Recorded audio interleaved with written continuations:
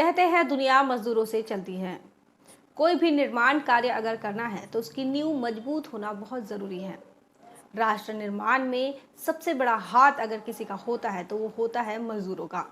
भारत जैसे लोकतांत्रिक देश में उसी मजदूर की अगर हालत देखी जाए तो वह मजबूत नहीं, मजबूर नजर आता है। दुख, तकलीफों और गरीबी से घिरा हुआ, परिश्रम और गंभीर हालत में शोषण से जूझ रहा मजदूर हमें भारत के अंदर नजर आता है।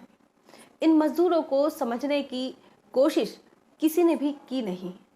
इन मजदूरों को लेकर आज भी भारत की लोकतांत्रिक व्यवस्था कहीं ना कहीं इग्नोरेंस दिखा रही है। इन मजदूरों की तकलीफों को, इन मजदूरों की परेशानियों को समझने का काम डॉक्टर बाबा साहब अम्बेडकर इन्होंने किया।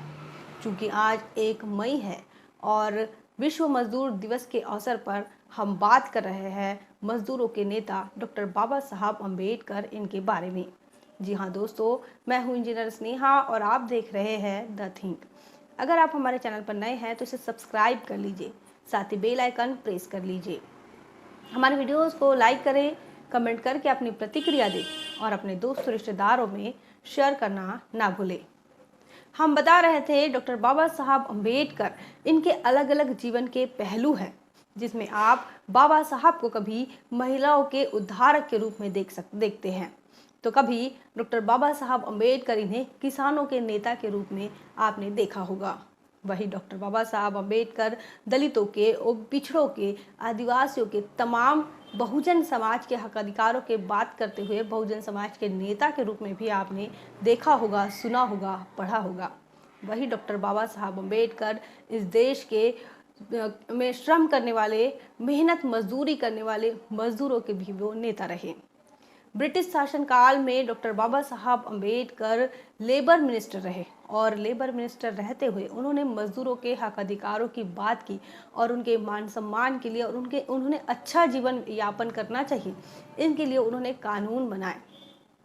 उन कानूनों में कुछ आज भी जो कर्मचारी बनने के बाद जो मजदूर रहे उनके लिए और साथ ही पढ़े लिखे कर्मचारियों के लिए भी डॉक्टर बाबा साहब अम्बेडकर इन्होंने अपने लेबर मिनिस्टर रहते हुए जो काम किए उनका फ़ायदा आज भी लेते हुए नज़र आ रहे हैं।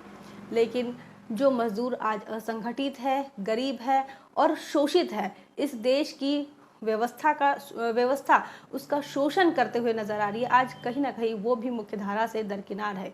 आज डॉक्टर बाबा साहब अम्बेडकर, इनकी कमी को आज भी मजदूर महसूस करता है।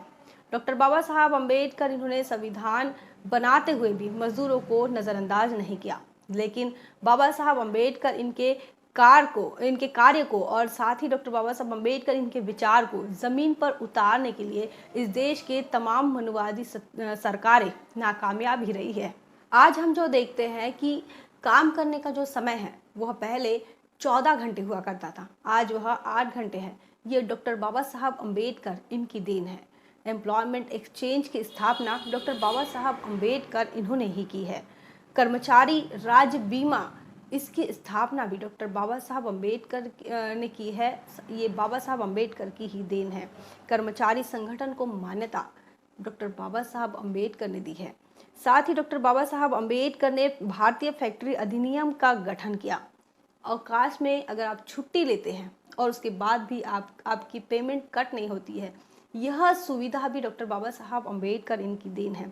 स्वास्थ्य बीमा हो, कानूनी हड़ताल का अधिकार हो, भविष्य निधि हो या श्रमिक कल्याण कोष हो, यह डॉक्टर बाबा साहब अम्बेडकर की देन इस देश के तमाम उन लोगों के लिए है जो आज कहीं ना कहीं काम कर रहे हैं, अपने आप को कर्मचारी के रूप में देखते हैं, अपने आप को मजदूर के रूप में देखते हैं। आज ये कर्मचारी अपने आप को, आज ये मजदूर अपने आप को किसी का गुलाम नहीं कह सकते, ना ही कोई मालक, ना ही कोई मालिक इन्हें अपना गुलाम कह सकता है। आज इनके मानवाधिकार का अगर कहीं पर भी इनके मानवाधिकार का आज कहीं पर भी हनन नहीं हो रहा है तो इसका श्रेय डॉक्टर बाबा साहब अम्बेडकर इन्हें ही जाता है।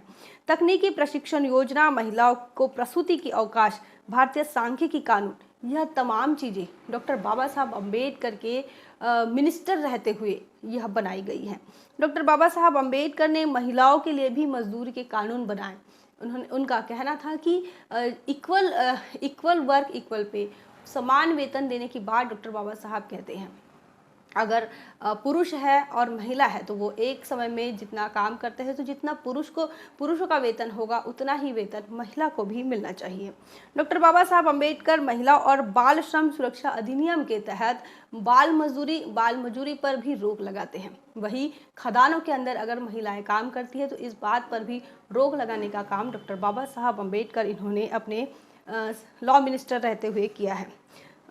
उसके बाद कोयला खदानों के अंदर महिला श्रम के लिए मातृत्व लाभ योजना या फिर खान मातृत्व लाभ योजना भी डॉक्टर बाबा साहब अम्बेडकर की देन है। तो डॉक्टर बाबा साहब अम्बेडकर महिलाओं, बच्चों और तमाम पुरुष मजदूरों को लेकर, उनके भविष्य को लेकर, उनके हक, मानवाधिकार को लेकर, उनके मूलभूत अधिकारों को लेकर सजग रहे और उन्होंने हमेशा इनके कल्याण का काम किया है।